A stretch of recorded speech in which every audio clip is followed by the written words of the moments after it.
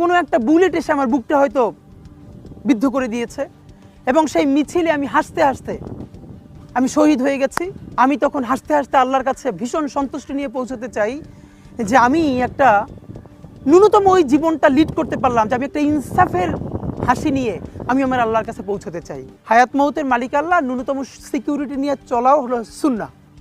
কিন্তু আমাদের লড়াইটা হলো, আমার মা স্বাভাবিকভাবেই কান্নাকাটি করেন, আমার পরিবার সবাই। তো আমি আমার মাকে বলেছি যে দেখো, মানে আমরা যে লড়াই নেমেছি, আমার একটা মনে হয় কি কোনো রাজনীতিবিদের না বাসায় মৃত্যুটা হইতে পারে না, এটা কোনো ভালো মৃত্যু না। যিনি রাজনীতি করেন, যিনি লড়াই করেন, যিনি বিপ্লবী, যিনি সংগ্রামী, তার মৃত্যুটা হবে একটা সংগ্রামের মধ্য দিয়ে, একটা রাজপথে, একটা গ্লোরির মৃত্যু। আমি তো ভীষণভাবে প্রত্যাশা করি, আমি ছোটবেলা থেকে এই স্বপ্নটা দেখি, অনেক জায়গায় বলেছি যে একটা তুমুল মিছিল হচ্ছে অন্যায়ের বিরুদ্ধে, সেই মিছিলের সামনে আমি আছি, কোনো একটা বুলেট এসে আমার বুকটা হয়তো বিদ্ধ করে দিয়েছে এবং সেই মিছিলে আমি হাসতে হাসতে